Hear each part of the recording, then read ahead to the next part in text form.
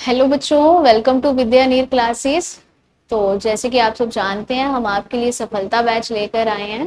तो बेटा, इसमें मैं आपका जनरल साइंस का पोर्शन देख रही हूँ। ठीक है बेटा, लास्ट क्लास में हमने डिस्कस करा था, अपना एक नया चैप्टर स्टार्ट करा था, सेल। ठीक है, और उसमें हमने किसके बारे में डिस्कशन करी थी बेटा? हमने सेल की हिस्ट्री देखी थी। ठीक है, उससे रिलेटेड कुछ डिस्कवरीज देखी। ठीक है, उसके बाद हमने बात करी थी कुछ सेल ऑर्गेनलीज की, है ना, कि सेल के अंदर भी कुछ ऑर्गन्स पाए जाते हैं सेल के, जिनको हम क्या कहते हैं?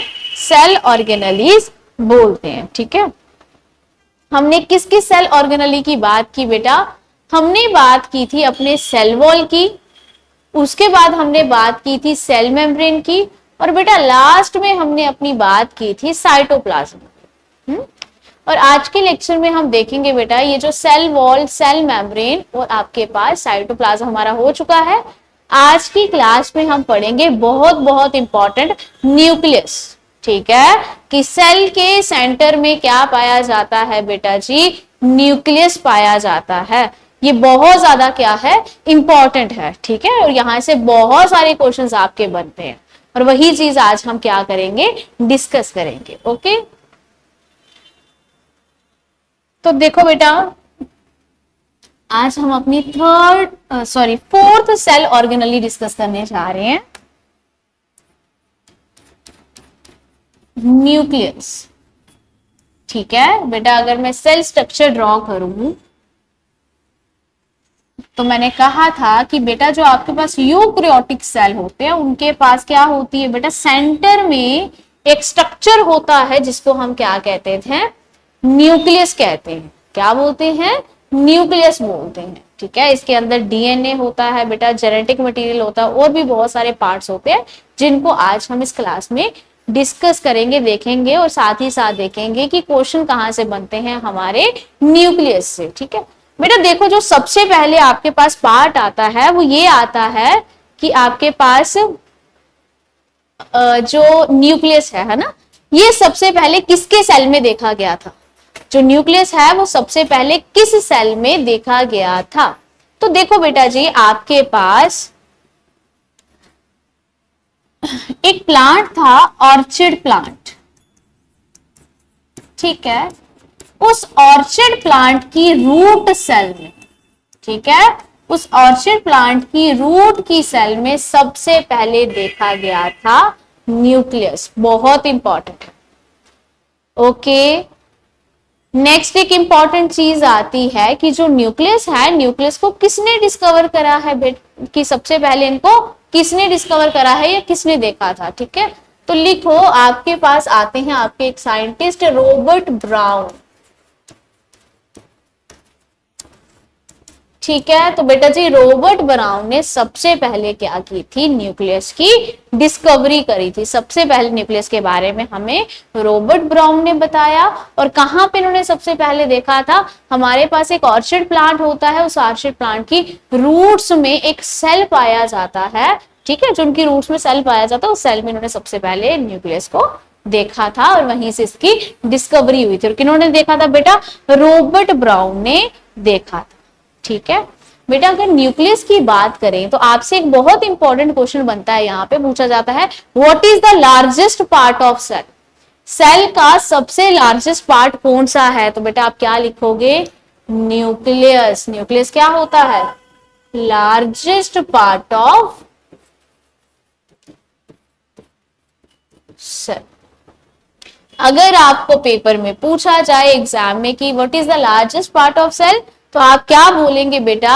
Nucleus is the largest part of the cell. बेटा इसी न्यूक्लियस को क्या कहा जाता है? ब्रेन ऑफ द सेल भी बोला जाता है। क्या बोला जाता है बेटा साथ ही साथ?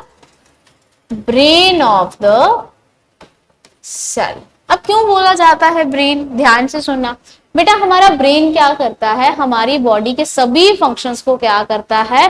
कंट्रोल करके रखता है, कोऑर्डिनेट करके रखता है। ठीक है, उसी तरह से बेटा ये जो न्यूक्लियस होता है, ये हमारे सेल के, ठीक है, जो न्यूक्लियस होता है वो हमारे सेल के फंक्शंस को क्या करता है? कंट्रोल करके रखता है। ठीक है, इसी ही वजह से इसको एक और चीज भी बोला जाता है। ठीक है, लार्जेस्ट पार्ट तो होता है ये सेल का, और इसको ब्रेन ऑफ सेल भी बोला जाता है। और बेटा साथ ही साथ इसको एक और चीज बोला जाता है, इसको बोला जाता है मैनेजर ऑफ द सेल। अब सेल को मैनेज करने का काम कौन करता है? न्यूक्लियस ही करता है, इसलिए इसको बोल दिया मैनेजर, क्योंकि मैनेजर का काम भी क्या होता है? मैनेज करना, देखना कि सभी लोगों ने अपना अपना काम सही से करा है या नहीं करा है, क्या वो लोग सही से अपना काम कर रहे हैं या नहीं कर रहे। सेम फंक्शन हमारे पास हमारे न्यूक्लियस का होता है हमारे सेल के अंदर। बेटा यहां तक कोई प्रॉब्लम? ठीक है, तो हमने क्या देखा कि इन्होंने डिस्कवर करा और इसको क्या क्या बोला जाता है, और सबसे पहले हमें कहां पे मिला था। ठीक है बेटा, अब हमसे पूछा जाए क्या जो प्लांट्स होते हैं और जो एनिमल्स होते हैं, इनमें जितने भी सेल्स पाए जाते हैं, प्लांट्स और एनिमल में जितने भी सेल पाए जाते हैं, क्या सभी सेल में आपका न्यूक्लियस प्रेजेंट होता है? ठीक है, तो देखो आपके पास क्या है? एक्सेप्शन है। क्या है बच्चा जी? एक्सेप्शन, याद रखना है इसको। अच्छा, अगर हम एनिमल सेल की बात करें, ठीक है, कि एनिमल्स में ऐसा कोई सेल है जिसके पास न्यूक्लियस नहीं होता, तो बेटा आपको याद होगा हमने जब आरबीसीज पढ़े थे वहां पे कुछ डिस्कशन करी थी कि आरबीसीज हमारे पास क्या होते हैं? Red blood corpuscles. मैंने उसे रीजन बताया था तुम लोगों को कि हम इनको कार्पसल्स क्यों कहते हैं। कार्पसल्स इसी वजह से कहते हैं क्योंकि इनके सेल के पास न्यूक्लियस नहीं होता। ठीक है, तो अगर पूछें कि एनिमल सेल के पास ऐसा कौन सा सेल है, क्योंकि हमारी बॉडी में बड़े सारे सेल हैं बेटा, हमारा न्यूरॉन ब्रेन का सेल है ना, हमारी किडनी का सेल नेफ्रॉन, अच्छा कार्डिक सेल्स होते हैं हमारे पास, जो हमारे हार्ट के सेल्स होते हैं ना, अलग अलग बॉडी पार्ट्स में अलग अलग सेल से बनी हुई है ना। तो पूछें कि तुम्हारी एनिमल बॉडी में ऐसा कौन सा सेल है जिसके पास न्यूक्लियस नहीं है, तो बेटा क्या बोलोगे? आरबीसी। वहीं अगर एक प्लांट सेल की बात करें कि हमें बताओ प्लांट सेल में ऐसा कौन सा सेल है, ठीक है, कि प्लांट्स के पास, प्लांट की बॉडी में बहुत सारे सेल हैं, लेकिन प्लांट बॉडी में ऐसा कौन सा सेल है जिस सेल के पास अपना न्यूक्लियस नहीं होता है? तो बेटा वो तुम्हारे पास कौन से सेल्स होते हैं? वो होते हैं सीव सेल्स। ठीक है, सीव सेल्स। ठीक है, इनके पास न्यूक्लियस नहीं होता है, इन दोनों के पास। ठीक है, प्लांट बॉडी में आरबीसी और इसमें sieve cells. Plant body animal cell में आरबीसी और प्लांट सेल में सीव सेल्स ऐसे सेल हैं जिनके पास अपना न्यूक्लियस नहीं होता है। बेटा ये बहुत इंपॉर्टेंट है, यहां से क्वेश्चन बनता है। ओके, ये जो आपका पूरा ही कंसेप्ट है न्यूक्लियस का, ये पूरा का पूरा कंसेप्ट इंपॉर्टेंट है। मैं बताऊंगी तुम्हें यहां से कहां से क्वेश्चन बनते हैं। ठीक है, तो काफी जगह तुम्हें देखने को मिलेगा जहां से क्वेश्चन बने हुए हैं और जहां से बनते हैं। ओके, और आपने इस पूरे कंसेप्ट को अच्छे से समझना और पूरे ही कंसेप्ट को याद रखना है। ठीक है बेटा, एक्सेप्शंस देख ली, पहली बार कहां डिस्कवर हुआ, किसने करा, सब देख लिया। ठीक है, किस किस के पास अपना न्यूक्लियस नहीं होता ये भी हमने बात कर ली। अब हम एक इंपॉर्टेंट सी बात करेंगे, वो बात क्या है कि हम देखेंगे पार्ट्स ऑफ न्यूक्लियस। क्या देखेंगे? Parts of nucleus. तो लिखो बेटा पार्ट्स ऑफ न्यूक्लियस। की न्यूक्लियस के कितने पार्ट होते हैं? तो बेटा जी न्यूक्लियस के 4 पार्ट होते हैं। 4 चीजों से मिलकर न्यूक्लियस बना होता है। वो क्या क्या होता है? लिखो, सबसे पहली आती है न्यूक्लियर मेम्ब्रेन। क्या आती है? Nuclear membrane. ठीक है बेटा, नेक्स्ट आता है न्यूक्लियोप्लाज्म। क्या आता है? न्यूक्लियोप्लाज्म। ठीक है, नेक्स्ट आता है बेटा न्यूक्लियोलस। क्या आता है? न्यूक्लियोलस। और बेटा जी जो आपके पास लास्ट पार्ट है वो क्या है? क्रोमैटिन। क्या है? क्रोमैटिन।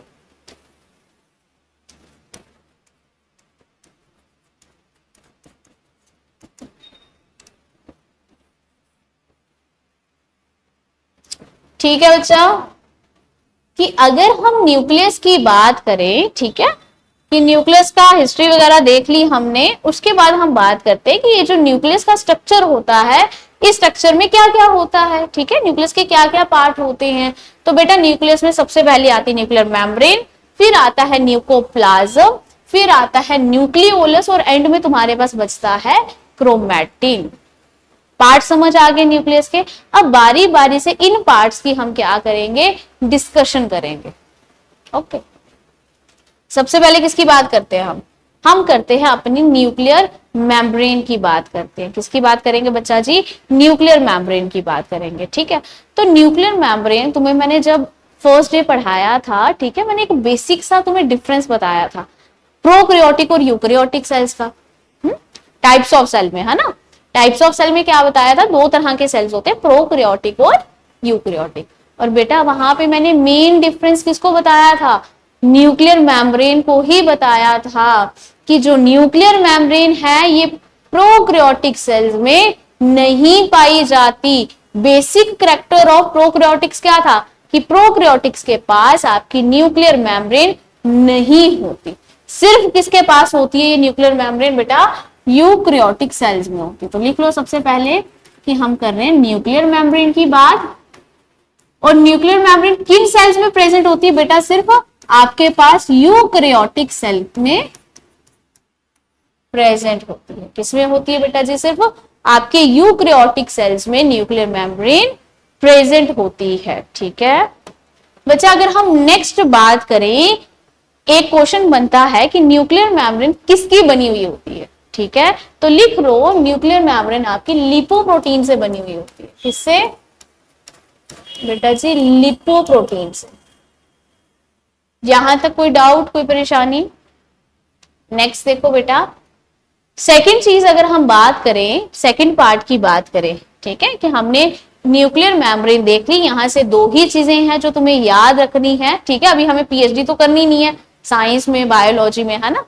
हमने सिर्फ वो चीजें देखनी होती है बेटा जो हमारे एग्जाम पॉइंट ऑफ व्यू से इंपॉर्टेंट है, ठीक है। अगर हम पढ़ना चाहें ना बेटा तो इस न्यूक्लियर मेम्ब्रेन पर ही बड़ी बड़ी बुक्स है, ठीक है। बट हमें उतना ही पढ़ना है जितना हमारे एग्जाम में है, हमारे सिलेबस में है। तो न्यूक्लियर मेम्ब्रेन की दो चीजें याद रखना, एक तो ये सिर्फ प्रोकैरियोटिक में पाया जाता है, और दूसरी बात कि न्यूक्लियर मेम्ब्रेन किसकी बनी होती है बेटा, लिपोप्रोटीन्स की बनी हुई होती है, ठीक है। नेक्स्ट हम बात किसकी करेंगे बेटा, न्यूक्लियोप्लाज्म की बात करेंगे। बेटा अगर मैं न्यूक्लियोप्लाज्म की बात करूं ना, इसके स्ट्रक्चर की बात करूं, पहले लिख लो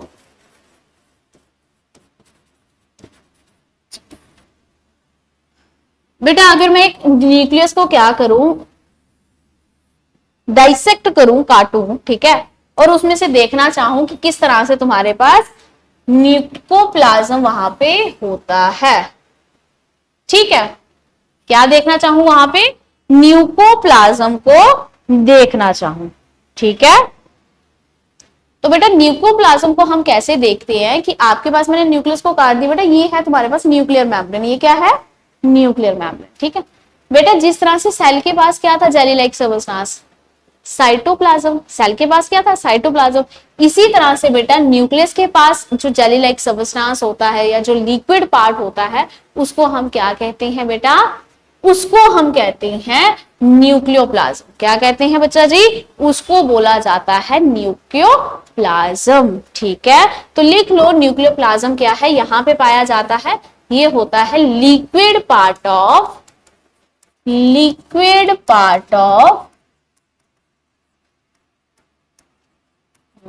क्या होता है ये हमारे न्यूक्लियस का लिक्विड पार्ट होता है, ठीक है बेटा जी। ये जो लिक्विड पार्ट होता है, ठीक है, जिसको हम न्यूक्लियोप्लाज्मा कहते हैं बेटा, यहां पर पाए जाते हैं कुछ न्यूक्लिक एसिड्स। क्या पाए जाते हैं बेटा, कुछ न्यूक्लिक एसिड पाए जाते हैं, ठीक है। अब पूछा जाता है कौन कौन से न्यूक्लिक एसिड न्यूक्लियोप्लाज्म में प्रेजेंट होते हैं। तो बेटा वो दो टाइप के न्यूक्लिक एसिड होते हैं जो तुम्हारे न्यूक्लियोप्लाज्म में प्रेजेंट होते हैं, आपके न्यूक्लियस के लिक्विड पार्ट में प्रेजेंट होते हैं बेटा। एक होता है तुम्हारे पास डीएनए, एक होता है हमारे पास RNA। आगे जाके मैं इसको भी डिस्क्राइब करूंगी, यहां से भी कुछ क्वेश्चन बनते हैं, हम उनको डिटेल में पढ़ेंगे, ठीक है। फिलहाल के लिए इतना याद रखो कि हम न्यूक्लियस के पार्ट्स पढ़ रहे हैं, जिसमें हमने सबसे पहले डिस्कशन करी न्यूक्लियर मेम्ब्रेन की, हाँ, उसके बाद डिस्कशन करी न्यूक्लियोप्लाज्म की, और देखा वो लिक्विड पार्ट होता है, और साथ ही साथ क्या देखा कि न्यूक्लियोप्लाज्म में ही कुछ न्यूक्लिक एसिड पाए जाते हैं। कौन कौन सा न्यूक्लिक एसिड होता है? डीएनए और आरएनए। यहां तक कोई प्रॉब्लम किसी को? नेक्स्ट पार्ट लिखो बेटा अपना न्यूक्लियोलस। थर्ड पार्ट क्या लिखो? न्यूक्लियोलस,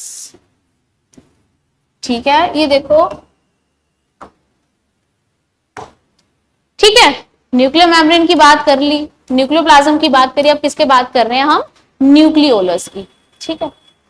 बेटा मैं फिर से एक बार आपके पास एक स्ट्रक्चर बनाती हूँ कि ये मान लो हमारे पास न्यूक्लियस है, ठीक है, और हम इसको देखना चाहते हैं कि इस न्यूक्लियस के अंदर क्या क्या चीजें पाई जाती हैं, ठीक है। तो मैंने इसको डाइसेक्ट करके देखा, यहाँ पे ये न्यूक्लियर मेम्ब्रेन, यहाँ पे मेरे को न्यूक्लियोप्लाज्म दिखेगा, और बेटा यहाँ पे न्यूक्लियस के सेंटर में एक पर्पल कलर का, ठीक है, तो न्यूक्लियस के सेंटर में बेटा जब इसको माइक्रोस्कोप के नीचे हम देखते हैं तो बेटा हमें पर्पल कलर का एक स्ट्रक्चर दिखाई देता है।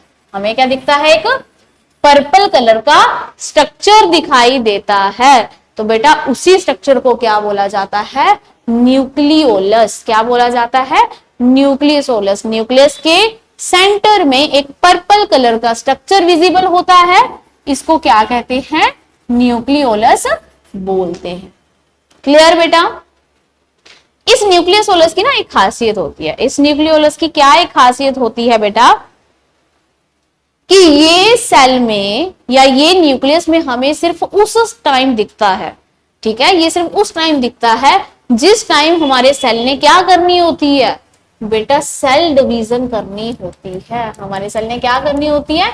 Cell division. सेल डिवीजन मतलब सेल ने क्या करना होता है? डिवाइड होकर दो नए सेल बनाने होते हैं। जिस टाइम सेल क्या करता है? सेल डिवीजन करता है, और क्या करता है? दो सेल बना रहा होता है सेल डिवीजन कर कर, उस समय बेटा ये स्ट्रक्चर हमें न्यूक्लियस के अंदर देखने को मिलता है। ये जो न्यूक्लियोलस है सिर्फ इसी स्टेज में, सेल डिवीजन की ही स्टेज में हमें दिखता है। ओके बेटा, नेक्स्ट देखो, यहां से क्वेश्चन है इंपॉर्टेंट, ठीक है। ये जो मैंने आपको बताया कि आपके पास न्यूक्लियोलस कब विजिबल होता है बेटा? ये सिर्फ उस टाइम विजिबल होता है जिस टाइम क्या होता है? Only at the time of cell division. कि न्यूक्लियोलस किस टाइम विजिबल होता है न्यूक्लियस के अंदर? Only at the time of cell division. कोई परेशानी बच्चा? नेक्स्ट देखो, हमारे पास एक लास्ट पार्ट है क्रोमैटिन। क्या है बेटा? क्रोमैटिन, ठीक है। तो लिखो बच्चा जी, फोर्थ पार्ट आपके पास क्रोमैटिन। बेटा अगर मैं क्रोमैटिन की बात करूं तो क्रोमैटिन पता कहां प्रेजेंट होता है? यहाँ पे जहां पे आपका न्यूक्लियोप्लाज्म होता है ना, यहाँ पे कुछ थ्रेड लाइक स्ट्रक्चर होते हैं, ठीक है, इस तरह से।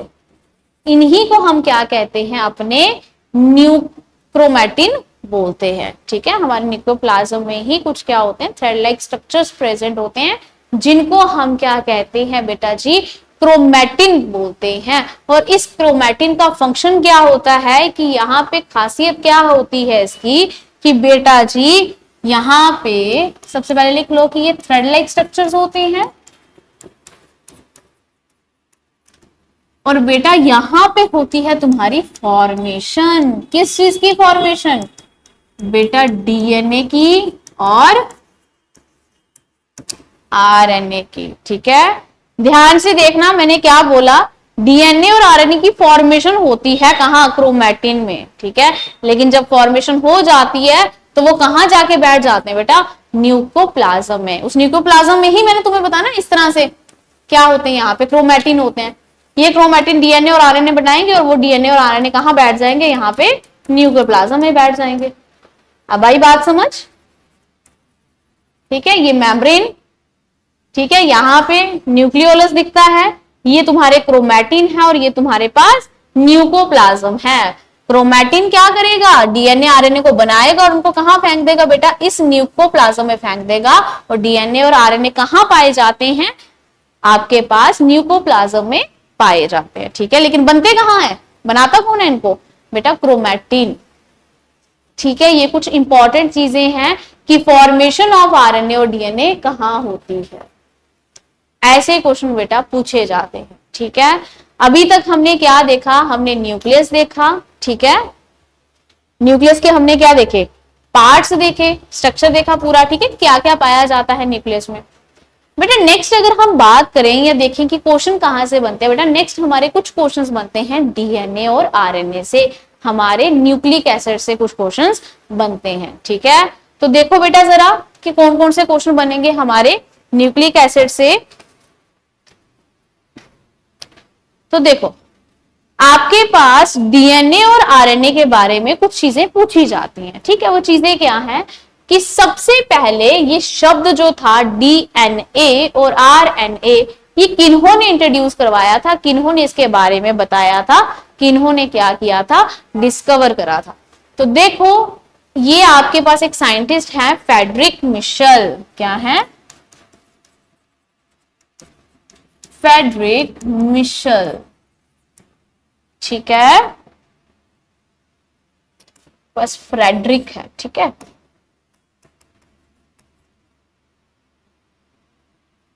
Frederick Michel. ठीक है, ये साइंटिस्ट हैं जिन्होंने सबसे पहले हमें टर्म्स दी थी, हमें बताया था कि डीएनए और आरएनए जैसा भी कुछ होता है। ठीक है, इंपॉर्टेंट है बहुत ज्यादा और बड़ी बार पूछा गया है। ठीक है, नेक्स्ट बेटा अगर हम डीएनए और आरएनए को देखें, डीएनए और आरएनए की बात करें तो लिखो तुम्हारे पास डीएनए की फुल फॉर्म क्या होती है और आरएनए की फुल फॉर्म सबसे पहले क्या होती है, क्योंकि कई बार ये भी पूछी जाती है। ठीक है, तो लिखो बेटा डीएनए की फुल फॉर्म होती है डीऑक्सी राइबोज न्यूक्लिक एसिड। क्या होती है बेटा, डीऑक्सी राइबोज न्यूक्लिक एसिड। ठीक है, वहीं आरएनए की बात करें तो इसकी होती है राइबोज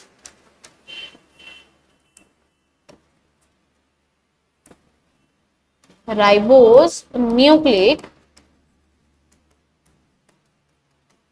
अच्छा बेटा बहुत सारी बुक्स होंगी जहां पे आपको दिखेगा कि यहाँ पे लिखा हुआ है deoxy ribo nucleic acid, ribose नहीं लिखा होता वहां पे। ठीक है, यहाँ पे लिखा होता है राइबो न्यूक्लिक एसिड। बट याद रखना हमें जब कॉम्पिटिटिव के लिए पढ़ना होता है हम किन के अकॉर्डिंग पढ़ते हैं बेटा, हम पढ़ते हैं अपनी एनसीईआरटी के अकॉर्डिंग। ठीक है, और एनसीईआरटी में दिखेगा आपको कि डीएनए और आरएनए की फुल फॉर्म में राइबो नहीं क्या लिखा गया है, राइबोज।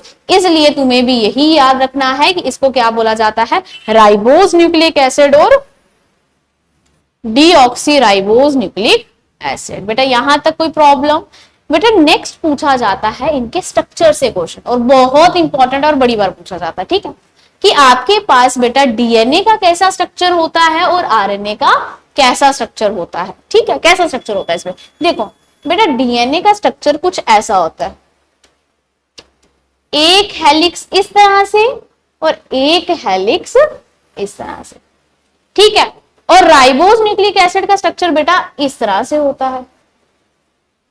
ठीक है, तो याद रखना बड़ी बार पूछा गया है डीएनए का स्ट्रक्चर कैसा होता है, तो क्या लिखोगे बेटा, लिखोगे तुम डबल हेलिक्स। कैसा होता है, डबल हेलिक्स स्ट्रक्चर होता है डीएनए का।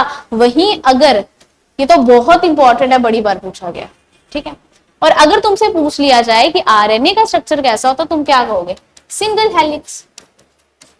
समझ आई, कैसा है बेटा, ये सिंगल हेलिक्स है, लेकिन डीएनए का कैसा है, डबल हेलिक्स स्ट्रक्चर है। ठीक है, एक हेलिक्स ये है बेटा, एक हेलिक्स ये है, तुम्हारे पास डबल हेलिक्स स्ट्रक्चर है तुम्हारे डीएनए का, और ये बड़ी बार पूछा गया, बहुत बार, मल्टीपल टाइम्स। ठीक है, नेक्स्ट देखो और क्या क्वेश्चन पूछा जाता है बेटा, यहां से आपके डीएनए से या फिर डीएनए के स्ट्रक्चर से पूछा जाता है कि किन्होंने ये आपके पास स्ट्रक्चर बताया था आपको, कि आपके पास ये फ्रेडरिक मिशेल ने किसके बारे में बताया था, डीएनए और आरएनए को डिस्कवर करा, इनका नाम दिया, इनके बारे में बताया कि ये भी कोई चीज है। ठीक है, लेकिन इनका स्ट्रक्चर कैसा है वो किसने बताया? और ये भी most most most important question तुम्हारे पास बनता है, लिख लो। तुम्हारे पास वॉटसन और क्रिक, नेक्स्ट पेज पे मैं लिख रही हूं बेटा, वॉटसन एंड क्रिक, ये दो साइंटिस्ट थे जिन्होंने क्या बताया था कि डीएनए का स्ट्रक्चर कैसा होता है, डबल हेलिक्स। इन्होंने ही ये चीज इनके स्ट्रक्चर के बारे में बताई थी। ठीक है, फेडरिक ने सिर्फ डिस्कवर करा, देखा कि ऐसा कुछ पाया जाता है, डीएनए कुछ होता है, ये टर्म्स दी थी फेडरिक ने। ठीक है, और इनके स्ट्रक्चर के बारे में बेटा किन्होंने बात करी थी, स्ट्रक्चर के बारे में बात करी थी हमारे पास वॉटसन ने और क्रिक ने। बेटा ये बहुत इंपॉर्टेंट है, तुमने अक्सर एग्जामिनेशन में ये दो नाम देखे ही होंगे। ठीक है, नहीं देखे होंगे तो मैं तुम्हें बताती हूँ, बड़ी बार पूछे जाते हैं ये। ठीक है, एक तो इसके स्ट्रक्चर के बारे में, डबल हेलिक्स स्ट्रक्चर। नेक्स्ट बेटा किन्होंने ये डीएनए स्ट्रक्चर कैसा होता है इसके बारे में सबसे पहले तुम्हें इंफॉर्मेशन दी थी। ठीक है, नेक्स्ट देखो बेटा, अगर हम इस डीएनए और आरएनए के बारे में स्टडी कर रहे हैं, अगर हम इनकी थोड़ी सी बात और करें, ठीक है, डीएनए और आरएनए की थोड़ी सी बात और करें, तो बेटा सबसे पहली चीज कि ये जो डीएनए और आरएनए है, जो कौन बनाता है, क्रोमैटिन बनाता है, और बना के कहाँ फेंक देता है, न्यूक्लियोप्लाज्म में फेंक देता है। ठीक है, अगर बना के फेंक देता तो हमें ये बताओ कि ये जो डीएनए और आरएनए बेसिकली है क्या चीज है ना, कोई केमिकल है, कोई प्रोटीन है, कोई कार्बोहाइड्रेट है क्या चीज है? तो बेटा याद रखना, ये जो डीएनए और आरएनए है, ये आपके पास क्या है, बायोमोलिक्यूल है, एक तरह के। क्या है? बायोमोलिक्यूल। क्या सबस्टांस होता है बेटा? मैंने तुम्हें पहले भी शायद ये चीज विटामिन्स में कहीं डिस्कस करी होगी कि बायोमोलिक्यूल्स क्या होते हैं, ऐसे सबस्टांस जो कार्बन से बने होते हैं, कार्बन और हाइड्रोजन से। बेटा किसके? कार्बन और तुम्हारे हाइड्रोजन से, मतलब जिनमें क्या होती है, कार्बन चेन होती है, उन्हीं को हम क्या कहते हैं, बायोमोलिक्यूल्स। ठीक है, तो क्या अगर तुमसे यहां से कोई क्वेश्चन आ जाए कि डीएनए और आरएनए में कौन सा एलिमेंट पाया जाता है, क्या आप जवाब दे सकते हो? बिल्कुल। क्या बोलोगे आप? बोलोगे कि यहाँ पे कार्बन पाया जाता है। ठीक है, तो डीएनए और आरएनए भी एक तरह के बायोमोलिक्यूल है, मतलब कार्बन चेन है ये। ठीक है, अब ये डीएनए और आरएनए भाई ये किसके बने हुए हैं? ठीक है, कि हमने देखा, देखो कैसे कैसे ये स्टोरी चल रही है ना। पहले न्यूक्लियस का क्या बताए, पार्ट्स बताए, न्यूक्लियस के पार्ट में बताया कि क्रोमैटिन इसको बना रहा है, बना के कहाँ फेंक रहा है, न्यूक्लियोटाइड के पास, न्यूक्लियोप्लाज्म में फेंक रहा है। न्यूक्लियोप्लाज्म में अगर इसको बना के फेंक रहा है, फिर हम वहां से डीएनए उठा रहे हैं और हम देख रहे हैं कि डीएनए और ये आरएनए ये एक्चुअल में किस चीज के बने हुए होते हैं, है ना। अगर क्रोमैटिन ने इनको बनाया है तो किन किन चीजों को जोड़ जोड़ के एक डीएनए या आरएनए को बनाया है। तो देखो बेटा, ये जो तुम्हारे डीएनए और आरएनए होते हैं, ये किससे मिलकर बने होते हैं बेटा? न्यूक्लियोटाइड। किससे? न्यूक्लियोटाइड। ठीक है, क्लियर है? ठीक है, कि डीएनए और आरएनए किससे मिलकर बने होते हैं बेटा? न्यूक्लियोटाइड। यहां से एक क्वेश्चन पूछा जाता है, स्मॉलेस्ट यूनिट ऑफ डीएनए या फिर, मतलब कि अगर डीएनए और आरएनए के स्ट्रक्चर को हम क्या करें, तोड़ तोड़ के सबसे छोटी उसमें से कोई चीज देखें, तो वो चीज क्या होती है बेटा? वो चीज होती है न्यूक्लियोटाइड। बहुत सारे न्यूक्लियोटाइड इकट्ठे होते हैं और इकट्ठे होकर क्या बनाते हैं? डीएनए या फिर आरएनए बनाते हैं। जिस तरह से हमारी बॉडी में बड़े सारे सेल इकट्ठे होकर टिश्यू बनाते हैं, फिर ऑर्गन सिस्टम इस तरह से, उसी तरह से बड़े सारे न्यूक्लियोटाइड इकट्ठे होकर क्या बनाते हैं तुम्हारे पास? डीएनए और आरएनए। क्वेश्चन यहां से बनता है कि what is the smallest unit of DNA? Smallest unit क्या है डीएनए और आरएनए का बेटा? न्यूक्लियोटाइड। क्या है? न्यूक्लियोटाइड। बहुत इंपॉर्टेंट क्वेश्चन, समझ आई बेटा? नेक्स्ट देखो, नेक्स्ट अगर हम और बात करें इस डीएनए आरएनए की, अब हमें क्या समझना बाकी रह गया? हमने क्रोमैटिन की बात की, वहां पे डीएनए आरएनए बन रहे थे, फिर हमने देखा उसको बना के न्यूक्लियोप्लाज्म में फेंक दिया, फिर उसके स्ट्रक्चर को उठाया, डीएनए को देखा तो देखा वो एक बायोमोलिक्यूल है, उसमें कार्बन चेन पड़ी हुई है, और डीएनए को तोड़ तोड़ के सबसे छोटा स्ट्रक्चर निकालो तो वो निकलता है उसमें से न्यूक्लियोटाइड। फिर हमने पकड़ लिया एक न्यूक्लियोटाइड को। अब हम देखेंगे कि एक न्यूक्लियोटाइड कैसे बनता है, कौन कौन सी चीजें जुड़कर एक न्यूक्लियोटाइड बनाती हैं।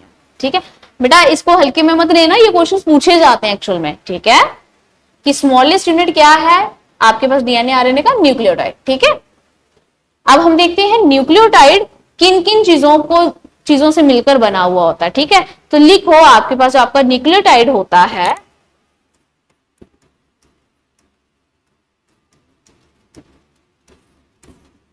बेटा शुगर, तुम्हारे पास फॉस्फेट। ठीक है, देखो बेटा न्यूक्लियोटाइड किन किन 3 चीजों से मिलकर बना हुआ है, एक शुगर से बेटा जी, एक फॉस्फेट से, और किससे, बहुत सारे इसके पास होते हैं नाइट्रोजीनियस बेस। क्या होते हैं, नाइट्रोजीनियस बेस होते हैं। इन 3 चीजों से मिलकर बना हुआ तुम्हारे पास न्यूक्लियोटाइड। क्लियर बेटा, कोई परेशानी यहां तक? ठीक है, कंफ्यूज मत होना, बहुत बेसिक है और बच्चों की तरह बता रही हूं तुम्हें मैं। ठीक है, कोई ज्यादा टफ नहीं है, बस आराम आराम से समझते जाओ, है ना। कि हमने एक डीएनए को उठा के देखा, वो क्या है, कार्बन चेन है। कार्बन चेन है तो न्यूक्लियस की कार्बन चेन है, तो हमने उसको और तोड़ा। ठीक है, और न्यूक्लियस को तोड़ के हमने डीएनए को और तोड़ के देखा कि डीएनए का सबसे छोटा स्ट्रक्चर क्या है, डीएनए में सबसे छोटी चीज क्या है। जैसे हमारी बॉडी में सबसे छोटी चीज क्या है, सेल, और हम स्टडी किसकी कर रहे हैं, सेल की। इसी तरह से उस डीएनए में सबसे छोटी चीज क्या है, न्यूक्लियोटाइड। फिर उस न्यूक्लियोटाइड को उठा के स्टडी कर रहे हैं उस न्यूक्लियोटाइड की, तो उस न्यूक्लियोटाइड में हम देख रहे हैं कि शुगर, फॉस्फेट और नाइट्रोजीनस बेस, ये 3 चीजें आपस में मिलती हैं और मिलके क्या बनाती हैं, बहुत ज्यादा न्यूक्लियोटाइड बना देती हैं। बहुत ज्यादा न्यूक्लियोटाइड आपस में मिलके क्या बनाते हैं, या तो डीएनए या तो आरएनए बना देते हैं। समझ आई अब बात, कि ये 3 चीजें जुड़ेंगी, जुड़ के क्या बनाएंगी, एक न्यूक्लियोटाइड। और इस तरह से बहुत सारे न्यूक्लियोटाइड बनेंगे और वो बनके मिलकर क्या बना देंगे, आरएनए या फिर डीएनए। क्लियर? ठीक है, नेक्स्ट हमारे पास न्यूक्लियोटाइड के बाद किसकी बात होगी बेटा जी, एक इंपॉर्टेंट सा पोर्शन है। एक इंपॉर्टेंट सा वो पोर्शन क्या है कि तुमसे ना अक्सर क्वेश्चन में ये भी पूछा जाता है, क्वेश्चन पूछे जाते हैं। क्या क्वेश्चन, कि हमारे सेल के पास हमने देखा बड़ी सारी डिफरेंट डिफरेंट सेल ऑर्गेनलीज हैं, है ना, और हम उन्हीं के बारे में स्टडी कर रहे हैं। जैसे हम देख रहे हैं सेल वॉल पढ़ ली, सेल मेम्ब्रेन पढ़ लिया, साइटोप्लाज्म देख लिया, है ना, उसके बाद हम आज न्यूक्लियस देख रहे हैं। हमें बताओ क्या हमारी बॉडी में जैसे और भी बड़ी सारी सेल ऑर्गेनलीज कुछ हमने डिस्कस करनी है, जैसे कि माइटोकॉन्ड्रिया करना है, राइबोसोम, लाइसोसोम, बहुत सारी सेल ऑर्गेनलीज हैं। ठीक है, कल कोशिश करेंगे हम फिनिश करेंगे अपने सेल चैप्टर को। ठीक है, फिलहाल देखो कि मैं क्या कह रही हूं कि कुछ सेल ऑर्गेनलीज ऐसी होती हैं जिनके पास अपना अलग ही न्यूक्लियस होता है। ठीक है, जैसे देखो ये सेल है, सेल का एक न्यूक्लियस है। ठीक है, उसके पास सेल के अंदर जो ऑर्गेनलीज पाई जाती है, उन ऑर्गेनलीज के अंदर भी अपना एक न्यूक्लियस होता है। ठीक है, अब हमने देखना है कि सेल की ऐसी कौन कौन सी सेल ऑर्गेनली है जिसके पास अपना न्यूक्लियस होता है। तो लिखो बेटा, आपके पास अपना जो डीएनए या फिर न्यूक्लियस की बात करें तो वो किसके पास होता है, एक माइटोकॉन्ड्रिया के पास होता है बेटा, और एक होता तुम्हारे पास राइबोसोम्स के पास। ठीक है, कि राइबोसोम्स और माइटोकॉन्ड्रिया के पास अपना डीएनए होता है, अपना न्यूक्लियस होता है। ठीक है, समझ आई बात, डीएनए न्यूक्लियस होगा तो डीएनए तो होगा ही होगा ना। ठीक है, इन सेल ऑर्गेनलीज के पास अपना ही क्या होता है, मतलब इनके पास भी, इनके अंदर भी एक न्यूक्लियस होता है। ठीक है, नेक्स्ट पूछा जाता है किन किन सेल ऑर्गेनलीज के पास अपना क्या होता है, आरएनए होता है। ठीक है, अपने उनके न्यूक्लियस के अंदर क्या होता है, आरएनए। ठीक है, तो लिखो आपके पास, ये डीएनए की बात की कि डीएनए किन किन सेल ऑर्गेनलीज के पास है, एक माइटोकॉन्ड्रिया के पास, एक राइबोसोम के पास अपना ही डीएनए होता है। उसके बाद आरएनए किन किन के पास है, ठीक है, वो देखो तुम। तो पहली इसमें बात करते हैं हमारे पास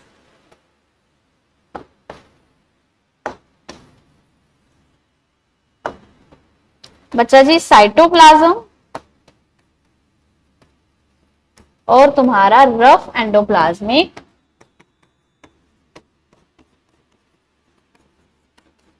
रेटिकुलम।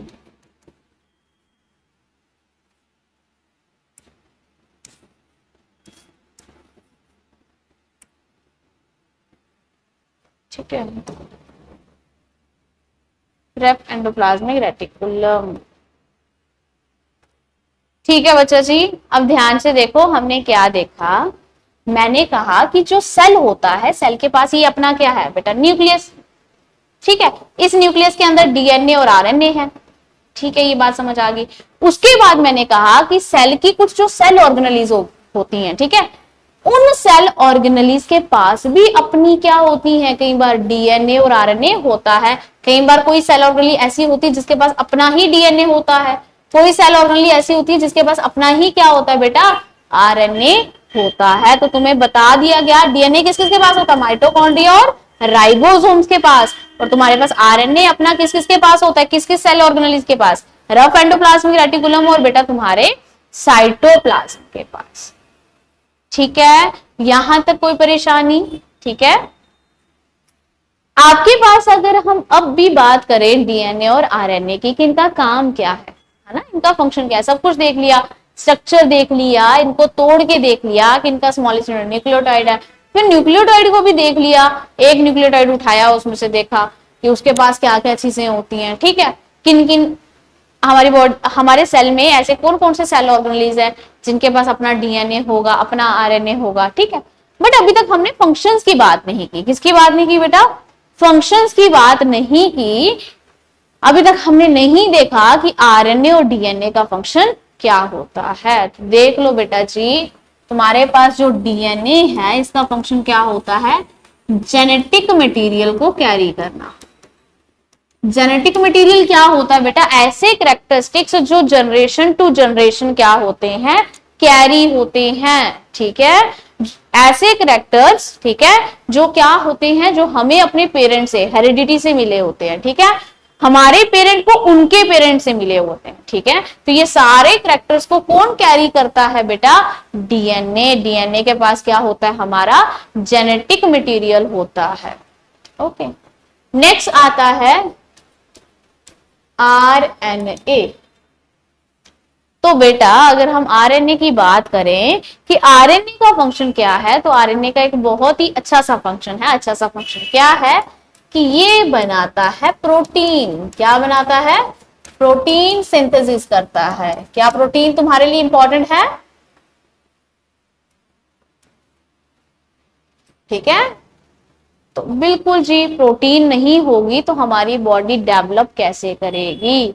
ठीक है, तो आपके पास जो आरएनए है ये प्रोटीन सिंथेसिस का काम करता है, वहीं जो आपके पास डीएनए है ये आपके पास एक तरह का क्या है, जेनेटिक मटेरियल है। ठीक है, नेक्स्ट देखो बेटा, एक और क्वेश्चन जो है यहां से बनता है इंपॉर्टेंट। कई बार पता क्या पूछ लिया जाता है कि अगर बेटा हम डीएनए आरएनए के एक हेलिक्स लें, है ना, स्ट्रक्चर देखा, स्ट्रक्चर में मैंने हेलिक्स की बात करी थी। कहते हैं अगर हम ये सिंगल हेलिक्स लें इसकी, और इसकी अगर हम लेंथ देखें तो इसकी लेंथ कितनी होती है। ठीक है, तो बेटा जी देखो क्वेश्चन लिखो आपके पास, लेंथ ऑफ वन हेलिक्स। तो बच्चा जी लेंथ तुम्हारे पास होती है 2.86 नैनोमीटर। ठीक है, ये क्वेश्चन भी आता है, लेंथ पूछी जाती है हेलिक्स। ठीक है, तो बेटा ये था तुम्हारा आज का जो लेक्चर था न्यूक्लियस पे। देखो हमारे पास क्या है कि ये जो हमने टॉपिक है ना पकड़ा हुआ सेल का, ठीक है, सेल में ये नहीं है, इंपॉर्टेंट चीजें बाकी नहीं है, मैं स्टार्टिंग से ही बता रही हूँ जहां जहां पे जो जो चीज इंपॉर्टेंट है। लेकिन जो हमारे सेल में बेसिकली बहुत ज्यादा इंपॉर्टेंट होता है, जो बहुत ज्यादा ब्रॉड होता है, वो होता ही क्या है बेटा, न्यूक्लियस होता है। क्यों? क्योंकि न्यूक्लियस के अपने भी बहुत सारे पार्ट्स होते हैं, जैसे तुमने देखा, फिर उसमें डीएनए आरएनए भी होता है। ठीक है, तो न्यूक्लियस बेसिकली तुम्हारे पास बन जाता है एक लॉन्ग सा, है ना, एक लंबा सा पोर्शन बन जाता है जिसको आपको अच्छे से पढ़ना पड़ता है और वहां से अच्छे खासे क्वेश्चन बनते भी हैं। ठीक है, एक बार मैं बता देती हूँ आज हमने क्या क्या डिस्कस करा। बच्चा जी आज हमने देखा कि हम किसके बारे में डिस्कशन करेंगे, आज हम करनी थी हमने न्यूक्लियस के बारे में डिस्कशन। सबसे पहले देखा कि ये जो न्यूक्लियस होता है ये सबसे पहले कहां पाया गया था, एक ऑर्चिड प्लांट होता है उसकी रूट सेल में देखा गया था। किन्होंने देखा था, रॉबर्ट ब्राउन ने। इसको लार्जेस्ट पार्ट ऑफ सेल बोला जाता है, ब्रेन ऑफ सेल बोला जाता है, मैनेजर ऑफ सेल बोला जाता है। ठीक है, फिर बेटा एक्सेप्शन की बात कर ली कि एनिमल सेल में ऐसा कौन सा सेल है जिसके पास अपना न्यूक्लियस नहीं होता, और प्लांट सेल में ऐसा कौन सा सेल है जिसके पास न्यूक्लियस नहीं होता। फिर बेटा हमने न्यूक्लियस के पार्ट्स की बात की और बारी बारी इन पार्ट्स को क्या किया, डिस्क्राइब किया, और हमने देखा किस पार्ट से क्या क्या क्वेश्चंस बन सकते हैं। फिर हमने वहां पे इंपॉर्टेंट देखा न्यूक्लियोप्लाज्म में क्या होते हैं, आरएनए और डीएनए पड़े हुए होते हैं, और बनते कहां पे हैं, वो बनते हैं बेटा क्रोमैटिन उनको बनाता है। ठीक है, फिर हमने एक इंपॉर्टेंट क्वेश्चन देखा न्यूक्लियोलस से। ठीक है, कि ये जो न्यूक्लियोलस है ये किस टाइम आपको दिखता है, ठीक, किस टाइम विजिबल होता है, ओनली सेल डिवीजन के टाइम। उसके बाद बेटा बहुत इंपॉर्टेंट चीज देखी, डीएनए आरएनए की एब्रीवेशन जो कि पूछी जाती है, डीऑक्सीराइबोस न्यूक्लिक एसिड, याद रखना। फिर हमने देखा इनके स्ट्रक्चर कैसे होते हैं, डबल हेलिक्स और सिंगल हेलिक्स, और मैंने तुम्हें कहा ये बहुत इंपॉर्टेंट है, पूछा जाता है। ठीक है, फिर हमने देखा ये स्ट्रक्चर किन्होंने दिया था, वाटसन और क्रिक ने दिया था।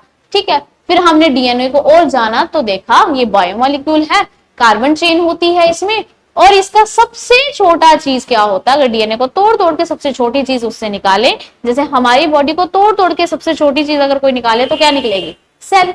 उसी तरह से डीएनए में सबसे छोटी चीज होती है न्यूक्लियोटाइड, इसलिए इसको क्या बोला जाता है, स्मॉलेस्ट यूनिट, ये भी इंपॉर्टेंट है। नेक्स्ट, फिर हमने देखा एक स्मॉलेस्ट यूनिट उठाया और उसकी स्टडी करी, किन किन चीजों से मिलके बना हुआ होता है। ठीक है, फिर हमने देखा कि हमारे सेल में कुछ सेल ऑर्गेनेलीज ऐसी हैं जिनके पास अपना डीएनए होता है बेटा, जिसके पास अपना आरएनए होता है। कौन कौन सी है, माइटोकॉन्ड्रिया, राइबोसोम, और आरएनए किस किसके पास है, साइटोप्लाज्म और रफ एंडोप्लाज्मिक रेटिकुलम। बेटा इन स्ट्रक्चर्स को भी, इन सेल ऑर्गेनेलीज को भी हमने नेक्स्ट क्लास में डिस्कस करना है, mitochondria, ribosomes, rough endoplasmic reticulum. ठीक है, नेक्स्ट हमने किसकी बात करी कि जो डीएनए आरएनए है इनका फंक्शन क्या है। ठीक है, और हमने बात करी कि एक हेलिक्स की बेटा लेंथ कितनी रहती है। ठीक है, इसी के साथ बेटा आज का जो लेक्चर है वो फिनिश करते हैं। आज हमने न्यूक्लियस के बारे में डिस्कशन करी, तो बेटा यहां से बहुत क्वेश्चंस बनते हैं। ठीक है, इस आपके पास पोर्शन को अच्छे से देख के जाना। ठीक है, इसमें से कुछ भी छोड़ना नहीं है, और कल हम कोशिश करेंगे कि जितनी भी हमारी सेल में अब सेल ऑर्गेनेलीज बची हुई हैं उनको हम कल ही क्या कर दें, कवर कर लें। ठीक है, थैंक यू।